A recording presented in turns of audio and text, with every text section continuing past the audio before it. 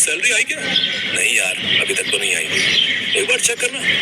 अभी तो किया था यार, बस 2 मिनट पहले। क्या जिंदगी है यार, पहले महीने भर गधों की तरह काम करो और फिर अपनी सैलरी के लिए इतना वेट करो। बताओ, आज 11 तारीख हो गई है और अभी तक सैलरी नहीं आई। कोई दिक्कत है तो मुझे बताना भाई, मिलके देख लेंगे। हाँ है दिक्कत, मकान का किराया देना है, माँ की दवाइयाँ लानी है। तो बोल भाई, तो बोलना कितने पैसे चाहिए? नहीं यार, ये तो हर महीने का है, हर बार कैसे तुझसे मदद लूंगा। बात यह है कि ये इतनी बड़ी बड़ी कंपनियां आखिर हमारी सैलरी टाइम पर क्यों नहीं देती हैं? सही कहा तूने। अच्छा चल, एक काम करते हैं, एक बढ़िया सा वकील हायर करते हैं और फिर उसे कहते हैं कि वो हमारी कंपनी पर केस कर दे। होना तो कुछ ऐसा ही चाहिए। सही है, पर भाई पहले सैलरी आ जाने दे, वरना वकील को फीस कहाँ से देंगे।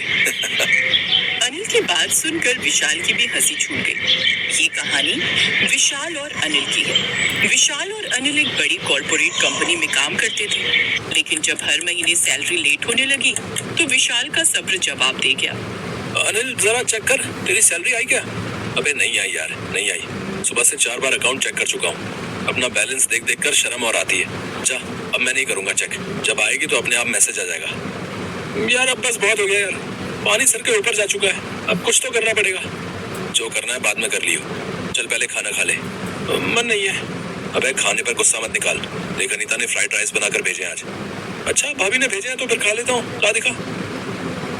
वैसे तू क्या लाया? कुछ नहीं, मेरे पास टाइम नहीं था तो कुछ नहीं बना पाया।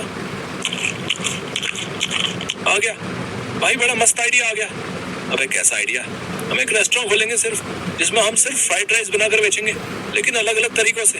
मतलब कि हमारे पास फ्राइड राइस की अलग अलग वैरायटी रहेंगी और अपनी हेड शेफ भाभी को बनाएंगे। कौन? अनीता? अबे पहले उससे तो पूछ ले। डन है, आज मैं तेरे साथ ही चलूंगा तेरे घर, भाभी से फाइनल बात करते हैं। विशाल और अनिल बहुत अच्छे दोस्त थे। उस दिन विशाल अनिल के साथ उसके घर पहुंच गया और फिर अनिल की पत्नी अनीता ने उन दोनों के लिए चाय बनाई। भाभी आप ये चाय वाय छोड़ो, आप तो मेरी बात सुनो। पता नहीं अनिल ने कभी आपको कहा या नहीं, लेकिन आप ना गजब के फ्राइड राइस बनाती हो कसम से। मैंने जब जब आपके बनाए फ्राइड राइस खाए हैं कसम से, खाने का असली स्वाद आ गया। तो आप ये बताने इतनी दूर आ गए? नहीं भाभी, मैं आपके पास एक बढ़िया ऑफर लेकर आया हूँ। मेरी और अनिल की हालत तो आप जानती हो। हमारी कंपनी तो अच्छी है और यहाँ सिर्फ हमारे मालिक ही ग्रो करते हैं, एम्प्लॉय की ग्रोथ का कोई सीन नहीं है यहाँ। तो अब हमें अपना ही कुछ करना होगा। अच्छा, तो फिर क्या सोचा आपने? भाभी हम मेन रोड पर एक रेस्टोरेंट खोलेंगे और हम उस रेस्टोरेंट में सिर्फ फ्राइड राइस बेचेंगे, जो कि हमारा यूनिक आइटम होगा। मगर फ्राइड राइस की वैरायटीज होंगी हमारे पास। अच्छा, जैसे कि? जैसे थोड़ा स्पाइसी फ्राइड राइस, अचारी fried rice, chicken fried rice वगैरह वगैरह, इस तरह के ऑप्शन रखेंगे हम। और आप होंगी हमारे होटल की हेड शेफ। आपकी सैलरी सबसे ज्यादा होगी। बोलो भाभी, मंजूर है आपको? हाँ क्यों नहीं, मुझे तो वैसे भी खाना बनाना बहुत अच्छा लगता है। बाकी आप दोनों देख लो कैसे करना है। विशाल के साथ अब अनिल भी अपना होटल खोलने को तैयार था और फिर करीब 1 साल तक पैसे जोड़ने के बाद दोनों ने मिलकर एक बड़ा स्पेस खरीदा और एक बढ़िया रेस्टोरेंट खोल लिया। अपना होटल खोलने के बाद विशाल बहुत खुश था। धीरे धीरे होटल चल पड़ा। अब विशाल और अनिल को उतने पैसे आराम से मिल जाते थे जितने कंपनी में काम करने पर मिला करते थे। भाई पहला टारगेट अचीव हो गया, अब हम अपनी लास्ट सैलरी जितना कमाने लगे। अरे तो चिंता मत कर यार, देखना धीरे धीरे ये डबल और फिर ट्रिपल भी होगा। बस हमें ऐसी मेहनत करते जाना है। हाँ भैया, और मैं क्या कह रही हूँ कि हम एक काम करते हैं, अपने मेन्यू में ना एक और टाइप जोड़ते हैं, क्रंची फ्राइड राइस। हाँ यार, सुनने में तो अच्छा लग रहा है। मैडम हेड शेफ, तो चलो फिर आप अपनी नई डिश बनाना शुरू करो। भाभी एक बात और, अब आपको अकेले जूझने की जरूरत नहीं पड़ेगी। मतलब? मैं समझी नहीं। एक परमानेंट असिस्टेंट शेफ लेकर आ रहा हूँ आपके लिए। मतलब? भाभी एक लड़की है, वैशाली नाम है उसका, मुझे बहुत पसंद है और मैं जल्दी ही उससे शादी करने वाला हूँ। और अच्छी बात यह है कि वो भी आपकी ही तरह बहुत अच्छा खाना बनाती है। विशाल की बात सुनकर अनिल और अनीता बहुत खुश हुए।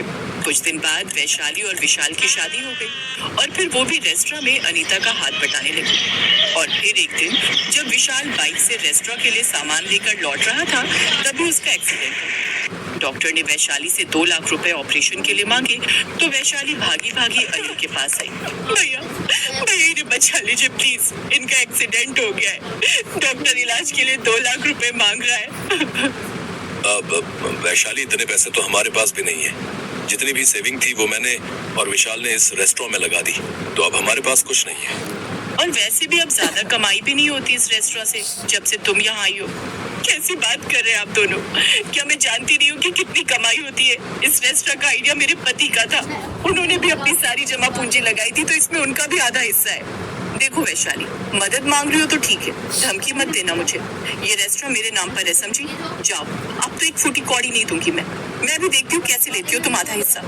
अनीता और अनिल की बात सुनकर वैशाली के पैरों तले जमीन खिसक गई, पर ये वक्त उनसे बहस करने का नहीं था। उसने अपने सारे गहने गिरवी रख दिए और सबसे पहले विशाल का इलाज कराया। विशाल को जब अनिल और अनीता की सच्चाई पता चली तो वो बहुत दुखी हुआ और अपने आप को कोसने लगा।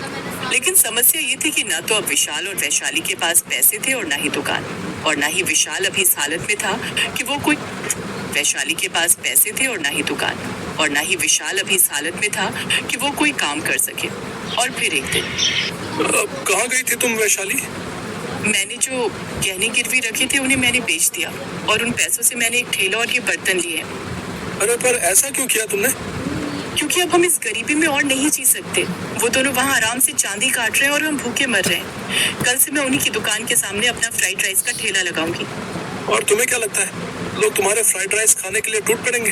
तुम नहीं जानती उस रेस्टोरेंट को चलाने के लिए कितनी मेहनत लगी है। और आप नहीं जानते कि आपकी बीवी में क्या हुनर है। मेरे बनाए फ्राइड राइस सबसे अलग होंगे। असल में ये खास रेसिपी पहले मैंने रेस्टोरेंट के लिए सोची थी, लेकिन अब मैं उसे अपने ठेले के लिए बनाऊंगी। अच्छा, और नाम क्या है तुम्हारी इस खास रेसिपी का? मैं बनाऊंगी boiled egg and chilli fried rice. कम कीमत में इतनी बढ़िया चीज खाने को मिलेगी तो लोग दौड़ी चले आएंगे, आप देखना। वैशाली अपनी धुन की पक्की थी। उसने जो सोचा वो करके दिखाया। रेस्टोरेंट के सामने ही उसने अपना ठेला लगा लिया। हर बीतते दिन के साथ वैशाली की सेल बढ़ती गई और दूसरी तरफ अनीता का रेस्टोरेंट ठंडा पड़ने लगा। और फिर ठीक 2 साल बाद अनिल और अनीता को सब कुछ बेचकर एक जलेबी का ठेला लगाना पड़ा।